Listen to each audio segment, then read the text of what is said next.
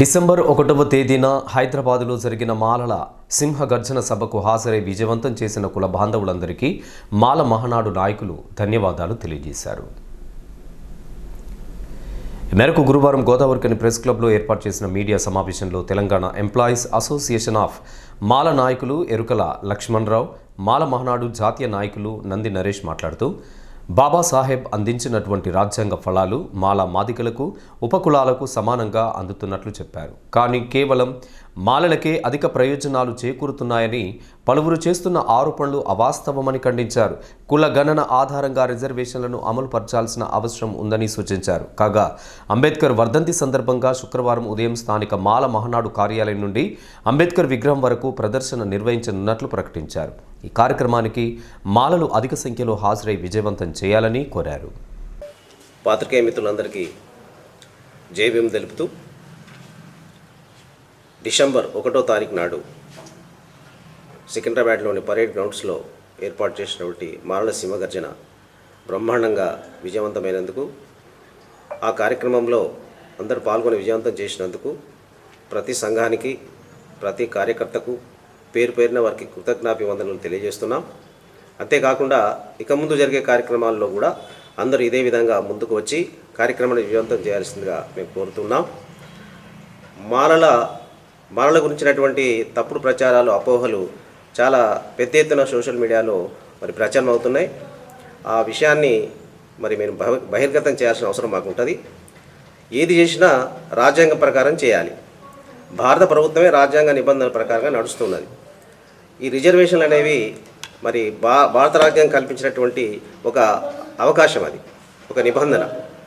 ఏది చేసినా మనం రాజ్యాంగం ప్రకారం చేయాలని మాలలు కోరుతున్నారు. కొంతమంది ఏంటంటే మాదిగలకు అన్యాయం జరుగుతుంది అని చెప్పేసి వాళ్ళు రకరకాల దుష్ప్రచారాలు చేస్తున్నారు. మేము రిజర్వేషన్లకు వ్యతిరేకం కాదు. ఏది చేసినా 341 ఆర్టికల్ ప్రకారంగానే చేయాలని మేము తీర్మానం చేసుకున్నాం. దాన్ని మేము ప్రచారం చేస్తున్నాం. అందరికీ సమానమైనటువంటి రిజర్వేషన్లు అందాలనే మా యొక్క భావన. అందులో మాలలు వేరు, మాదిగలు వేరు కాదు, అందరం సోదరులమే. దీన్ని గ్రహించి అందరూ కలిసికట్టుగా వచ్చి మన రిజర్వేషన్ల ఫలాలు అందరూ పొందాలని, అలాగే రాజ్యాధికారంపై పాలించాలని కోరుతూ ఉన్నాం. ఉన్న డిసెంబర్ 1కు మాలల సింహగర్జన ఏదైతే జరిగిందో ఆ సభ విజయవంతమైనందుకు ముఖ్యంగా మాల కుల బాంధవులందరికీ, తెలంగాణ, ఏపీ, కర్ణాటక రాష్ట్రంలో ఉన్నటువంటి మాలలందరికీ ప్రత్యేకమైనటువంటి ధన్యవాదాలు తెలుపుతూ, మాలలు ఆర్థికంగా చాలా ముందున్నారు అనేది ఇప్పుడున్నటువంటి రాజకీయ పార్టీలు చేస్తున్నటువంటి ఒక దుష్ప్రచారం. వాస్తవంగా మేము 12% వెనుకబడిపోయి ఉన్నాం. దాదాపు ఈ 15 ఏళ్ళ నుంచి రికార్డ్స్ ఇస్తే మేము ప్రభుత్వ వెబ్సైట్ నుంచే ఈ రికార్డ్స్ సేకరించడం జరిగింది. మొన్న కూడా ప్రెస్ మీట్ పెట్టినప్పుడు కూడా మేము ఇవ్వడం జరిగింది ప్రెస్ మిత్రులందరికీ. కానీ ఇంకా కూడా మా పైన దుష్ప్రచారం చేస్తూ ఉన్నారు. ఎందుకంటే వీళ్ళ దగ్గర డబ్బులు ఎక్కువ ఉన్నాయి, ఉద్యోగాలు వీలే చేస్తూ ఉన్నారు అనే కోణంలో మా పైన ఒక రకమైనటువంటి అసలు అన్పార్లమెంటరీ లాంగ్వేజ్ వాడుతూ కూడా మా పైన మాటలు దుష్ప్రచారం చేస్తూ ఉన్నారు. భవిష్యత్తులో వీటన్నిటిని తిప్పికొడతాం. మేము మాల ఉపకులాలు వీళ్ళందరినీ కలుపుకుంటాం. భవిష్యత్తులో వర్గీకరణకు మేము ఏనాడు వ్యతిరేకం కాదు, వర్గీకరణ చేయమనే అంటున్నాం. కానీ వర్గీకరణ చేసే క్రమంలో అసలు కులగణన చేయకుండా వర్గీకరణను ఎట్లా ముందుకు పోదాం? మనకున్నటువంటి 15% రిజర్వేషన్ని ఎట్లా పంచుకోగలుగుతాం? మేము 30 లక్షలు ఉన్నాం, 40 లక్షలు ఉన్నామని మనం నోటికి మాట్లాడడం కాదు. ప్రభుత్వం చేతిలో కులగణన పని జరుగుతూ ఉన్నది. ఆ కులగణనకు సంబంధించినటువంటి డీటెయిల్స్ వస్తాయి. వచ్చిన తర్వాత అప్పుడు నువ్వు కులగణన చేయి, మన వర్గీకరణ చేయమని మేము చెప్తా ఉన్నాం. కానీ ఈ మధ్యనే కులగణన జరగకముందే వర్గీకరణ చేయి అంటే ఎవరు ఎంత నష్టపోతున్నారు అనేది ఆ కులగణన ద్వారా తెలిసిపోతుంది. ఇప్పుడు ఈ 15 ఏళ్ళ రికార్డ్స్ కనుక తీస్తే మాలలు చాలా వెనుకబడిపోయినారు, చాలా దారుణంగా. ఎస్సీ కార్పొరేషన్ రుణాలు అయితేంది, దళిత బంధు అయితేంది, ఉద్యోగాలు అయితేంది, 3 ఎకరాల భూ పంపిణీ అయితేంది, ప్రతి విషయంలో మాలలు వెనుకబడిపోయే ఉన్నారు. ఈ విషయాన్ని చాలా లేటుగా మా సామాజిక వర్గం అర్థం చేసుకున్నది. ముఖ్యంగా ఆగస్టు 1కి ఏదైతే సుప్రీంకోర్టు జడ్జిమెంట్ ఇచ్చిందో వర్గీకరణ చేసుకోమని చెప్పింది. కానీ ఆర్డర్స్ డైరెక్ట్గా జారీ చేయలేదు సుప్రీంకోర్టు కూడా.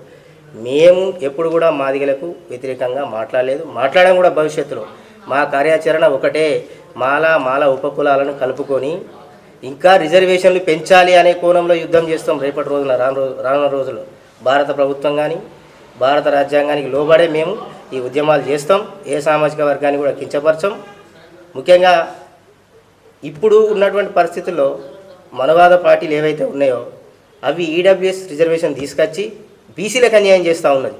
మేము బీసీల దగ్గర కూడా పోతాం ఖచ్చితంగా. మాకేం భేషజాలు లేవు, బీసీలను కలుపుకుంటాం.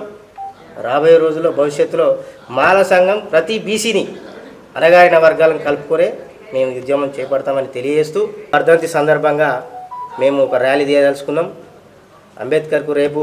ఎందుకంటే జాతీయ మాల మహానాడు చౌరస్తా ఆఫీస్ నుంచి రేపు పెద్ద ఎత్తున ర్యాలీ ఇద్దామని అనుకుంటా ఉన్నాం. రేపు మాల సోదరులందరూ పెద్ద ఎత్తున ఆఫీస్ కాడికి రావాల్సిందిగా వారిని విజ్ఞప్తి చేస్తాము.